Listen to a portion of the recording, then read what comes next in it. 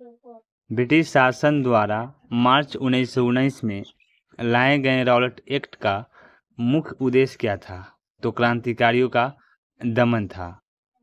भारत में बढ़ रही क्रांतिकारी गतिविधियों के दमन के लिए सरकार ने न्यायाधीश सिडनी रॉलेट की अध्यक्षता में एक समिति गठित की। इसका उद्देश्य था कि क्रांतिकारियों को कुचलने के लिए एक प्रभावी योजना का निर्माण करना था। इसके सुझाव पर मार्च 1919 में पारित विधेयक रॉलेट एक्ट के नाम से जाना गया। जब रॉलेट एक्ट पारित हुआ उस समय भारत का वायसराय कौन था? तो लॉर्ड जेम्स फोर्ड था। किस औपनिवेशिक कानून को बिना वकील, बिना अपील, बिना दलील के नाम से जाना जाता है? तो वो है रॉलेट एक्ट को जाना जाता है। रॉलेट एक्ट के विरोध में किसके द्वारा देशव्यापी सत्याग्रह चलाने का निर्णय लिया गया? तो वो था महात्मा गांधी के द्वारा। रॉलेट एक्ट के विरोध में किसने लगान देने के लिए आंदोलन चलाने का सुझाव दिया था? तो वो थे स्वामी श्रद्धानंद के द्वारा। The anarchical and revolutionary crime act 1919 को सामान्य बोलचाल में क्या कहा जाता है? तो रॉलेट एक्ट कहा जाता है। जलियांवाला बाग नरसंहार से पहले कौन सी महत्वपूर्ण घटना घटित हुई? तो वो था रॉलेट एक्ट का पारित होना। पंजाब के अमृतसर में जलियांवाला बाग हत्याकांड कब हुआ था? तो 13 अप्रैल 1919 ईस्वी को हुआ था।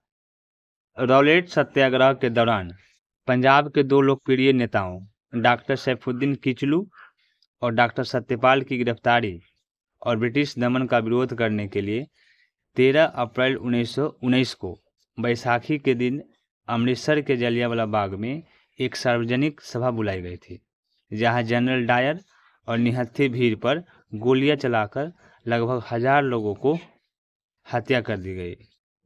इसी घटना को जलियांवाला बाग हत्याकांड के नाम से जाना जाता है।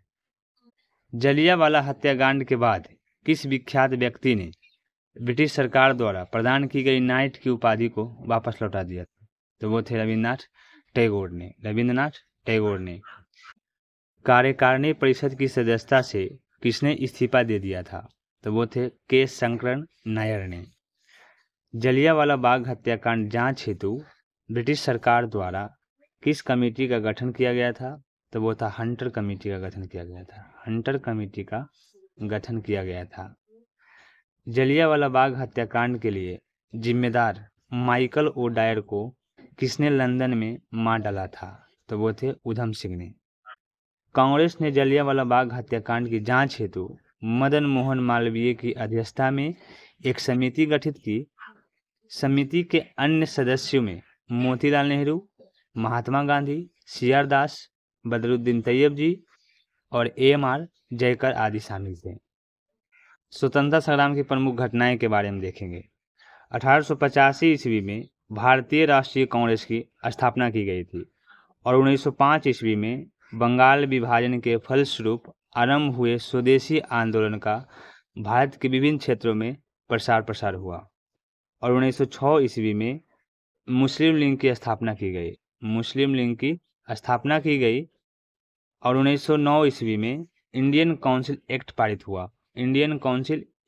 हुआ। 1912 ईस्वी में बंगाल विभाजन रद्द और राजधानी दिल्ली स्थानांतरित की गई और 1909 में गवर्नमेंट ऑफ इंडिया एक्ट, जिसके फलस्वरूप प्रथम विधानमंडल निर्वाचित हुआ।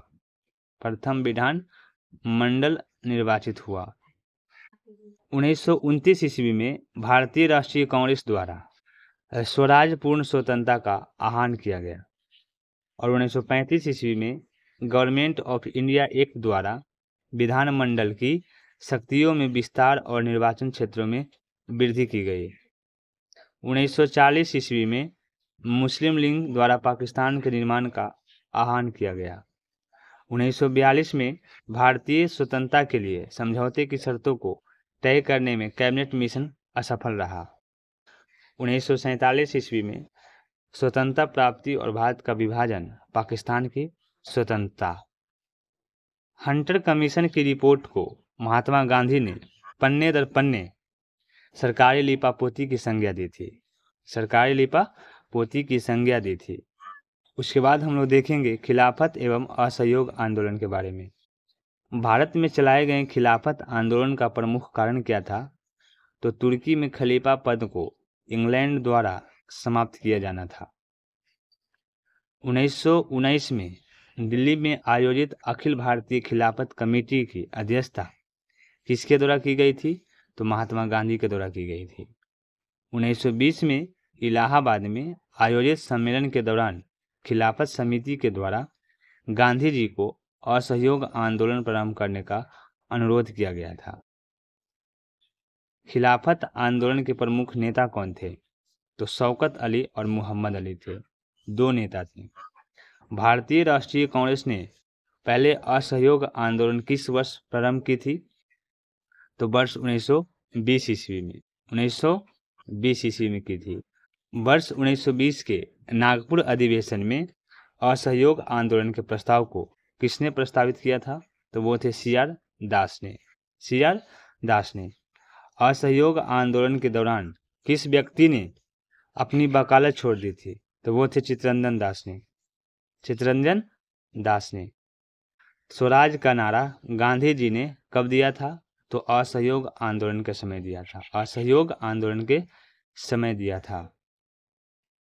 असहयोग आंदोलन के दौरान महात्मा गांधी ने कैसर हिंद की उपाधि को त्याग दी थी। और वर्ष 1921-22 के असहयोग आंदोलन का मुख्य परिणाम क्या था? तो वो था हिंदू मुस्लिम एकता। महात्मा गांधी द्वारा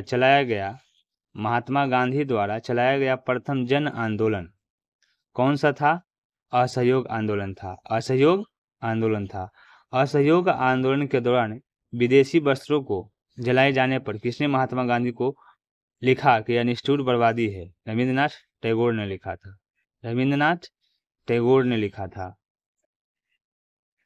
चौरी चौरा कांड 5 फरवरी 1922 को गोरखपुर जिले में घटित हुई थी, जिसके कारण गांधी जी ने असहयोग आंदोलन वापस ले लिया। चौरी चौरा घटना के समय महात्मा गांधी कहाँ पर थे? तो बारदोली में थे। कहाँ पे? बारदोली में थे। असहयोग आंदोलन कब समाप्त हुआ? तो वर्ष 1922 ईस्वी में। वर्ष 1922 ईस्वी में। असहयोग आंदोलन के दौरान मोतीलाल नेहरू, CR दास, श्री राजगोपालचारी, वल्लभ भाई पटेल, आसफ अली टी प्रकाशन और राजेंद्र प्रसाद जैसे प्रमुख वकीलों ने अपनी वकालत छोड़ दी थी। अपनी वकालत छोड़ दी थी। उसके बाद हम लोग देखेंगे स्वराज पार्टी, कांग्रेस का लाहौर अधिवेशन एवं पूर्ण स्वराज प्रस्ताव के बारे में। तो स्वराज पार्टी को किसने स्थापित किया था? तो CR दास और मोतीलाल नेहरू ने, दो आदमी थे। स्वराज पार्टी की स्थापना मार्च 1923 में की गई थी। CR दास इसके अध्यक्ष एवं मोतीलाल नेहरू इसके महासचिव चुने गए थे। स्वराज पार्टी के गठन के लिए किस कांग्रेस अध्यक्ष ने पद से त्याग पत्र दिया था? तो CR दास ने। देश बंधु के नाम से कौन प्रसिद्ध हैं? जो चित्तरंजन दास प्रसिद्ध हैं। चित्तरंजन दास प्रसिद्ध हैं। स्वराज पार्टी का गठन किस आंदोलन की असफलता के पश्चात हुआ था? तो असहयोग आंदोलन के असफलता के पश्चात हुआ था। नवंबर 1924 में महात्मा गांधी और CR दास तथा मोतीलाल नेहरू के मध्य एक महत्वपूर्ण समझौता हुआ, जिसे जाना जाता है गांधी दास पैक्ट के नाम से जाना जाता है। गांधी दास पैक्ट के नाम से जाना जाता है। 17 नवंबर 1921 ईस्वी को प्रिंस ऑफ वेल्स को भारत आगमन पर पूरे भारत में सार्वजनिक हड़ताल की आयोजन किया गया था। वर्ष 1925 में विट्ठल भाई पटेल को सेंट्रल लेजिस्लेटिव असेंबली का प्रथम भारतीय अध्यक्ष चुना गया था। दिसंबर 1929 में कांग्रेस के लाहौर अधिवेशन की अध्यक्षता किसके द्वारा की गई थी? तो जवाहरलाल नेहरू के द्वारा की गई थी। पूर्ण स्वराज का प्रस्ताव कांग्रेस के लाहौर अधिवेशन में किस वर्ष पारित किया गया था? तो वो था वर्ष 1929 ईस्वी में। लाहौर अधिवेशन में 31 दिसंबर 1929 की मध्य रात्रि को रावी नदी के तट पर कांग्रेस के अध्यक्ष जवाहरलाल नेहरू ने भारतीय स्वतंत्रता का प्रतीक तिरंगा झंडा फहराया था। कांग्रेस कार्य समिति के द्वारा पूर्व स्वाधीनता दिवस किस दिन मनाया गया? तो 26 जनवरी 1930 ईस्वी को। नेहरू रिपोर्ट कांग्रेस के किस अधिवेशन में निरस्त घोषित कर दी गई थी?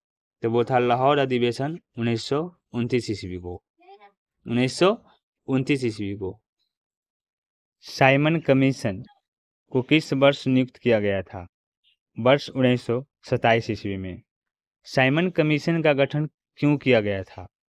तो भारत शासन अधिनियम 1919 ईस्वी में मॉन्टेग्यू जेम्सफोर्ड सुधार की समीक्षा हेतु किया गया था। भारतीयों ने साइमन कमीशन का बहिष्कार क्यों किया था? क्योंकि इसमें कोई भी भारतीय सदस्य नहीं था। साइमन कमीशन के विरोध में हुए लाठीचार्ज में लाला लाजपत राय घायल हुए तथा कुछ दिनों के बाद उनकी मृत्यु हो गई थी। पंजाब केसरी की उपाधि किसे दी गई? तो लाला लाजपत राय को दी गई थी। लाला लाजपत राय को दी गई। साइमन कमीशन की नियुक्ति किसने की थी? तो बर्केन हेड ने। साइमन कमीशन को किस अन्य नाम से जाना जाता है? तो श्वेत कमीशन के नाम से जाना जाता है। साइमन कमीशन का समर्थन किसने किया था? तो डॉक्टर भीमराव अंबेडकर ने किया था। डॉक्टर भीमराव अंबेडकर ने किया था। साइमन कमीशन की नियुक्ति के समय किसके द्वारा भारतीयों के समक्ष सर्वसम्मति से संविधान बनाने की चुनौती रखी गई थी? तो बर्केन हेड के द्वारा। बर्केन हेड के द्वारा। मोतीलाल नेहरू की अध्यक्षता वाली समिति ने अगस्त 1928 में अपनी रिपोर्ट प्रस्तुत की, जिसे नेहरू रिपोर्ट के नाम से जाना गया। इस रिपोर्ट में भारत के नए डोमिनियन संविधान का प्रारूप प्रस्तुत किया गया था। उसके बाद हम लोग देखेंगे सविनय अवज्ञा आंदोलन। सविनय अवज्ञा आंदोलन के बारे में। कांग्रेस के किस अधिवेशन में कार्यकारी कमेटी को सविनय अवज्ञा आंदोलन प्रारंभ करने का अधिकार दिया गया था? तो वो था लाहौर अधिवेशन में। महात्मा गांधी ने 1930 में कहाँ से सविनय अवज्ञा आंदोलन का आरंभ किया था? तो वो था डांडी गुजरात से। सविनय अवज्ञा आंदोलन के अंतर्गत गांधी जी अपने 78 अनुयायियों के साथ 12 मार्च 1930 को साबरमती आश्रम से यात्रा प्रारंभ की थी तथा 6 अप्रैल 1930 को डांडी पहुंचकर यात्रा समाप्त किए। इस यात्रा को डांडी मार्च भी कहते हैं। नमक सत्याग्रह के समय गांधी जी के गिरफ्तार हो जाने के बाद आंदोलन के नेता के रूप में उनका स्थान किसने लिया था? तो वो थे अब्बास तैयब जी। अब्बास तैयब जी। गांधी जी ने विदेशी पत्रकार को डांडी मार्च के समय अपने साबरमती आश्रम में ठहराया था, वेब मिलर को। वेब मिलर को। महात्मा गांधी धरासना नामक गोदाम पर कांग्रेस कार्यकर्ता के ढाबे के समय किस स्थान पर थे? तो यरवदा जेल में थे। यरवदा जेल में थे। खान अब्दुल गफ्फार खान ने लाल कुर्ती आंदोलन प्रारंभ किया, जिसका मुख्य उद्देश्य अंग्रेजों को भारत से बाहर निकालना था। वर्ष 1930 ईस्वी में स्वाधीनता दिवस मनाने के पश्चात गांधी जी के नेतृत्व में सविनय अवज्ञा आंदोलन प्रारंभ किया गया। आचार्य विनोबा भावे किस आंदोलन में शामिल होने के कारण प्रथम बार गिरफ्तार हुए थे? तो सविनय अवज्ञा आंदोलन में। गांधी जी ने सविनय अवज्ञा आंदोलन की असफलता के बाद रचनात्मक कार्यक्रमों को अत्यधिक महत्व दिया। किस आंदोलन के दौरान गढ़वाल रेजिमेंट के सैनिकों ने प्रदर्शनकारियों पर गोली चलाने से इनकार कर दिया था? तो वो था सविनय अवज्ञा आंदोलन में। वर्ष 1930 में अंग्रेज सरकार के विरुद्ध प्रसिद्ध पेशावर कांड का नायक कौन था? तो वो थे वीर चंद्र सिंह गढ़वाली थे। वीर चंद्र सिंह गढ़वाली। तमिलनाडु में चक्रवर्ती राजगोपालचारी ने दांडी यात्रा की तरह त्रिचन्यापल्ली से वेदरायणम तक की यात्रा की थी। जिया तरंग आंदोलन कहाँ प्रारंभ हुआ था? तो नागालैंड में हुआ था। जिया तरंग आंदोलन। प्रभावती देवी किस क्षेत्र की स्वतंत्रता संग्राम सेनानी थी? तो चंपारण की थी, वो बिहार में। बेगूसराय के चौकीदारी टैक्स के विरुद्ध आंदोलन किस एक आंदोलन का भाग था? तो वो था सविनय अवज्ञा आंदोलन का एक भाग था।